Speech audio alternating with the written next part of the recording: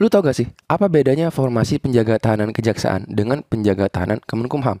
Karena formasi penjaga tahanan ini merupakan salah satu formasi dengan perekrutan terbanyak. Nah, nanti kita akan bahas kenapa ya formasi ini selalu menjadi prioritas. Sekalian deh bahas info terupdate dari instansi ini.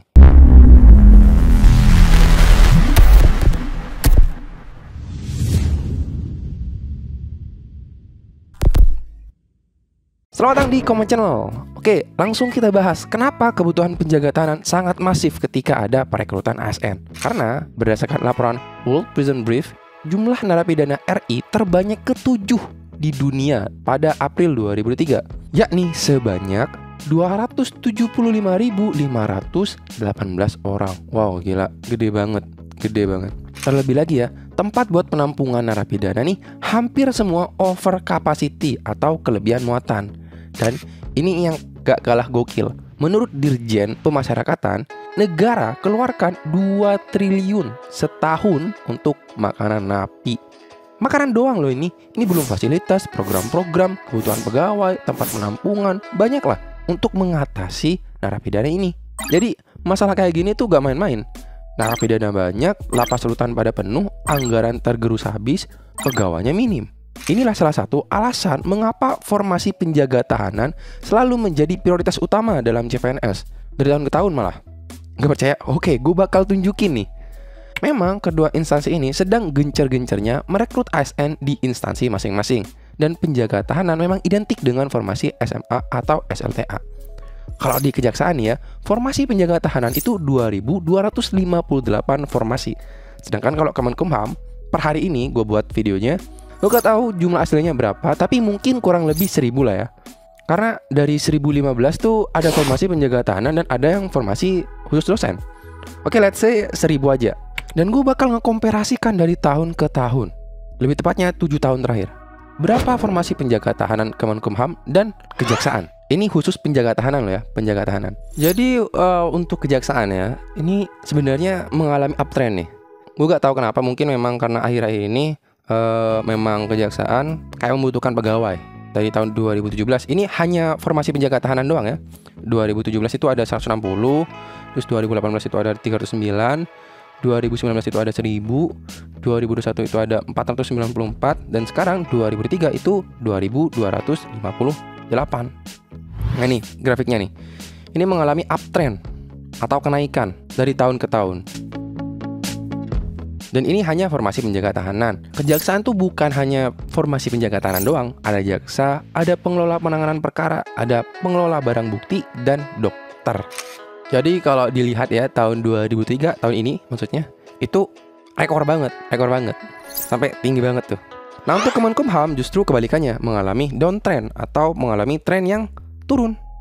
Ini untuk formasi penjaga tahanan Kemenkumham tuh ada 14.000, 2017 tuh paling peak banget, paling ujung banget, paling puncak lah. Itu 14.000 loh. Terus kebanting sama 2018. 2018 malah 878, gak nyampe 1.000 loh. Ini kebanting banget, nyungsep banget. 2019 itu 2.875, 2021 itu 3.876, dan sekarang 2023 itu sekitar ya 1.000 lah. Nah ini adalah grafiknya gitu. Dalam ilmu statistika, kalau misalkan ada perbedaan yang signifikan antara satu data dengan data-data yang lainnya, itu disebut dengan pencilan.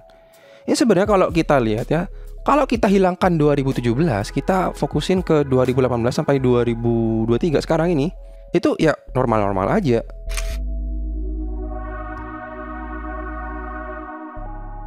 Nah, akibat ada pencilan ini, seakan-akan ini grafiknya gak normal gitu. Ini grafiknya kayak terlalu dalam, kayak mengalami penurunan. Padahal ya stuck aja gitu, normal-normal aja gitu. Nah ini gabungan dari formasi penjaga tahanan kejaksaan dan Kemenkumham.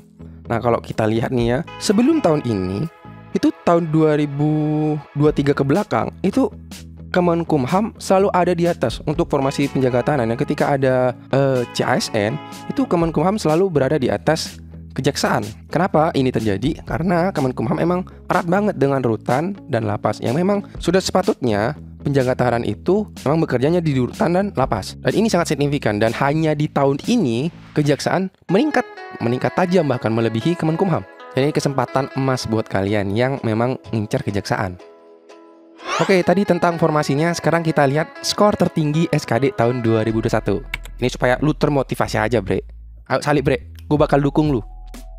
Nilai maksimal SKD dari kejaksaan itu sebesar, ini khusus penjaga tahanan ya, penjaga tahanan doang. Nilai maksimal SKD dari kejaksaan itu sebesar 475 yang diraih oleh Muhammad Aziz Ramadan.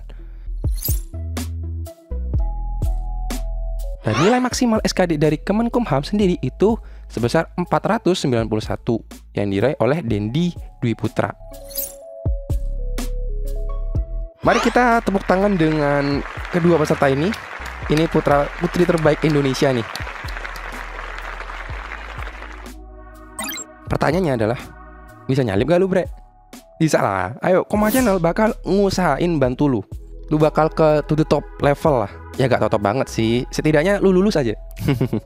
Sekarang kita bandingin hal umumnya. Ini berdasarkan tahun kemarin ya. Nanti kalau ada info terupdate kita bakal share di sini. Gak jauh beda sih dari kedua instansi ini. Pertama untuk usia itu sama 18 sampai 28 tahun. Untuk buta warna sama aja, tidak buta warna, baik buta warna total maupun parsial. Untuk pendidikan sama aja, SLTA sederajat. Untuk tinggi badan ini ada perbedaan nih. Untuk kejaksaan sendiri prianya itu minimal 160 cm, untuk wanita 155 cm. Sedangkan Kemenkumham prianya itu lebih tinggi spesifikasinya 165 cm, untuk wanita 160 cm. Untuk berat badan sendiri, kejaksaan mematok standar BMI sebesar 18 sampai 25. Sedangkan Kemenkumham yang penting proporsional aja tubuh lu. Nah, itulah kesamaan dan perbedaan penjaga tahanan kejaksaan dan Kemenkumham. Kalau lu mau tahu lebih dalam lagi tentang CSN, kejaksaan dan Kemenkumham, lu bisa tonton di sini. Gue rasa ya, mungkin hanya channel ini, gue tegasin, hanya channel ini lu bisa dapat informasi secara mendalam. Entah itu grafik, informasi dari tahun ke tahun, bahkan compare lu 7 tahun terakhir, skor tertinggi SKD, terus kesamaan dan perbedaan secara umum. Kurang apa lagi coba? Dan yang paling membagongkan ya, ternyata sebagian besar dari kalian tidak mensubscribe dong. Lagi mana? Lu dapat info tapi gak ngedukung channel ini. Jauh banget nih.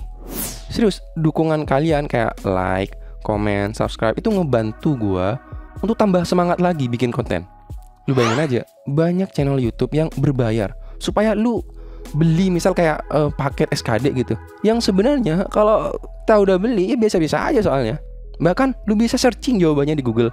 Nah, ini Koma Channel nih, udah mah gratis, infonya gak sembarangan, lengkap, editingnya bagus. Masa lu gak nge-respect gitu, Bre, dengan cara nge-subscribe gitu? Tolong ya, Bre ya. Dibantu. Udah segitu aja dari gua. Komen, like, subscribe buat ngebantu channel ini menuju 100 juta subscriber. Terima kasih.